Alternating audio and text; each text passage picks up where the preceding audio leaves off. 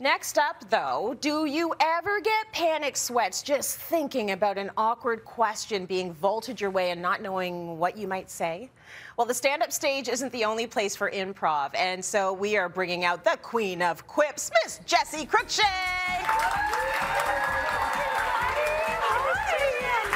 Come have a seat. You are so comfortable in that space, and we were just saying, like, even the monitor, looking at that microphone up on a stage by itself with a lonely bottle of water. That's my happy place. That gives me panic sweats. Oh, really? Yes. So talk to me a little bit about your love for comedy. Like, that's a scary place to be, and this is what you lean into. You do this show right across the country. I literally just finished a nationwide stand-up tour.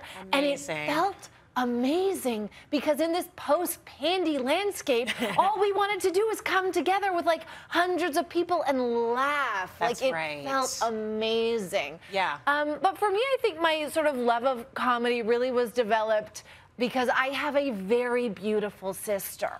Okay. My older sister has dark hair, blue eyes, polished, poised, perfect. I came out with like a Cheeto on my head, and my parents were like, what is this flaming redheaded baby? And I realized very early that I was not going to be the pretty one, but I could be the funny one. You're both, honey. Oh, well, I have the extensions to thank for that. We love that you lean into your comedy, but we also want to talk a bit about improv. Yes. Because improv is not just for that. It's not just for the stage. Improv is something that we can all learn from. What can we learn from improvisation? Yes, so here's a fun fact, Trace. I don't know if you know this. Yeah. I was the only girl on an all-male improv team with Seth Rogen when I was 15 years old. Yes. Okay. And we were doing really well. We had just booked up our mitzvah. We were all going to get paid $100 to split between 8 of us. So we were going, and Seth told us he was going to go to Hollywood, and we were like, ugh, good luck to that guy. He'll be back on time for the next bar mitzvah. He never made it back for no, he did very well there. But, you know, I learned my improv skills on that team, and they're skills that I use and that we all use every single day, you know? Right. We improvise in our jobs. We improvise with our kids. We improvise navigating family situations. And I think the magic rule of improv is always yes and. I did improv with Second City, just one class. And you remember. And I remembered it, and I loved it. I loved it because you had to basically put all your self-consciousness aside and just lean into the offer. Right. So you gave me an offer, I'm going to accept the offer, and I'm going to add to the offer. So that's what improv is, and we need it. You need it if you're on a date, if you're getting a job interview.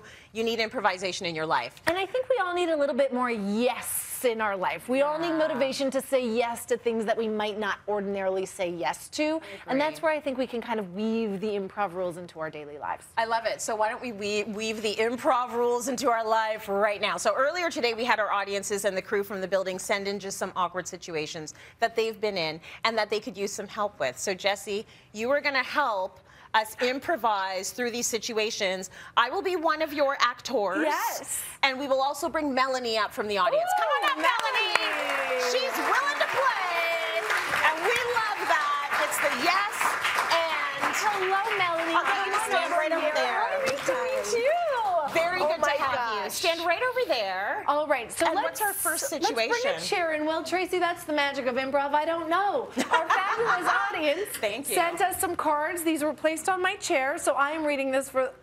Oh wow! I am reading this for the first time. Okay. This audience is ready to have fun today.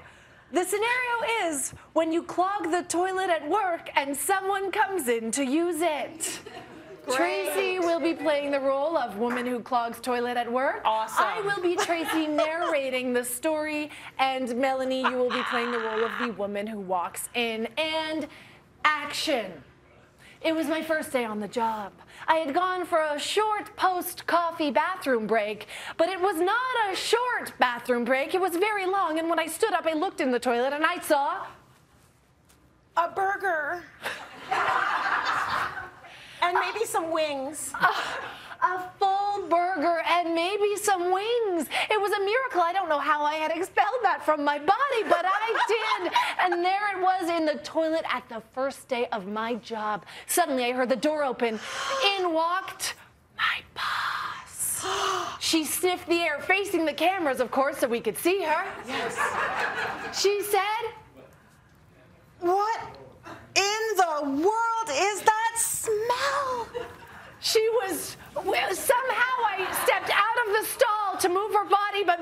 the stall and she never saw me. She leaned under the stall to see who it was. She shouted, "That looks like a baby's arm."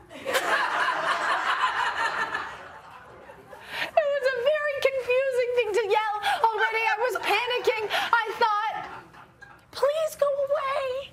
I thought, I don't know how I'm going to get out of here. And then I decided to be brave. I stood up and I yelled, "It's me, and I just birthed a burger and some wings, maybe." And my boss yelled, "You're fired." Oh my God.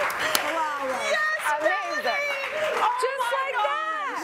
Just like that. We got no more time. It was that good. Please. A burger and some wings. Give it up for the Queen of Quips, Miss Jessi Cruickshank.